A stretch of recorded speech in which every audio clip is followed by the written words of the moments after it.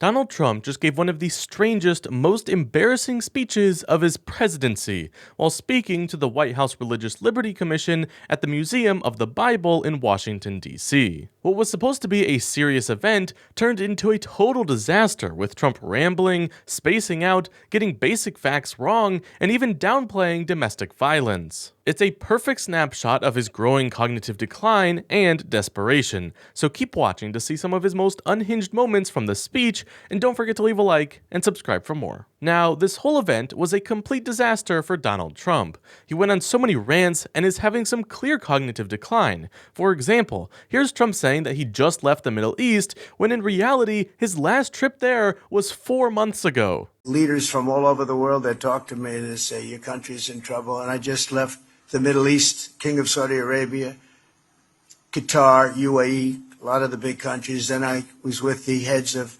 NATO, the NATO nations, all of them. Everyone said essentially the same thing, that a year ago your country was dead and now you have the hottest country anywhere in the world. It's true. It's true in every way. In another major example of cognitive decline, here's him visually spacing out while reading a teleprompter. You can literally see the cogs turning in his mind. Just take a look at this. Next year we will celebrate 250 years since that declaration was signed as part of the grand. Well, this is really a commemoration like I think we're going to try and do a commemoration like nobody's ever seen before. Isn't it so funny that Trump would always make fun of Joe Biden for not being able to speak without a teleprompter, and yet Trump constantly has moments like this as well? And speaking of Joe Biden, it is clear that Trump still cannot get him out of his head. Here is him complaining that Joe Biden was a mean person, which is just so hilarious. They were stone cold mean.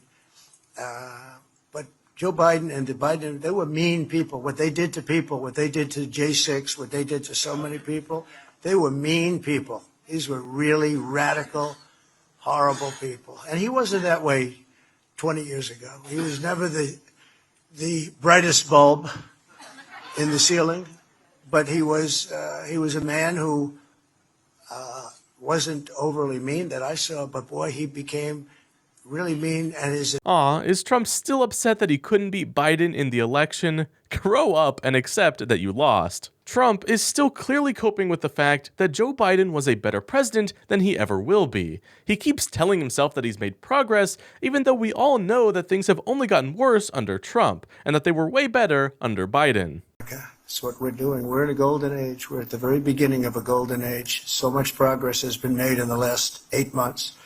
Progress like nobody's ever seen before. They're writing about it. They're actually saying it. They've never seen anything like what's happened in the last 8 months. If this is just the beginning, I'm terrified of what's to come in the next 3 years. Trump keeps claiming that he's saving this country and that we're making progress, but everything that he does either destroys our country or doesn't do anything. For example, here's Trump saying that he saved LA when he sent the National Guard in. And even the Democrats say, I can't believe it, but they don't want to admit it, but I can't believe it. We could do the same thing in Chicago, New York, Los Angeles. We did it. We saved Los Angeles. We saved Los Angeles, Dan. You know that. Los Angeles was a mess. If we didn't send our troops in, Gavin Newsom would have had a real problem. We sent our troops. The head police officer, the top person, said we could have never done this alone. We sent our troops right in at the beginning and we killed it. And it was nasty, but we killed it immediately. And I don't know why Chicago isn't calling us saying, please give us help. When you have, over just a short period of time, 50 murders and hundreds of people shot, and then you have a governor that stands up and says how crime is just fine.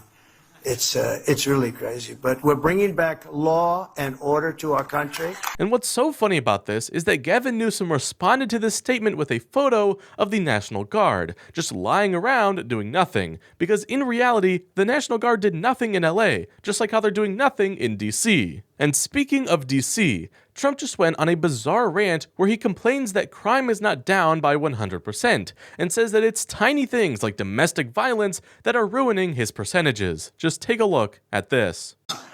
Not going to happen anymore. So right now we went from one of the most, and some people say the worst, the most violent city. Can you imagine our capital being the most violent city? But it was really bad. into a totally safe zone. It's called a safe zone city. There's no crime. They said crime's down 87%. I said, no. It's more than 87%. Virtually nothing. And much lesser things that take place in the home they call crime. You know, they'll do anything they can to find something. If a man has a little fight with the wife, they say, this was a crime, see? So now I can't claim 100%. But we are a safe city. You can walk to a restaurant. You can walk to the White House if you work there. You can walk to the Capitol. And even the Democrats say, I can't believe it, but they don't want to admit it, but I can't believe it. We could do the same thing in Chicago, New York, Los Angeles. We did it. We saved Los Angeles. We saved Los Angeles, Dan. You know that. Los Angeles was a mess. If we didn't send our troops in, Gavin Newsom would have had a real problem. We sent our troops. The head police officer, the top person, said we could have never done this alone. We sent our troops right in at the beginning, and we killed it. And it was nasty, but we killed it immediately. And I don't know why Chicago isn't calling us saying, please give us help. When you have, over just a short period of time, 50 murders and hundreds of people shot, and then you have a governor that stands up and says how crime is just fine. It's really crazy. But we're bringing back law and order to our country.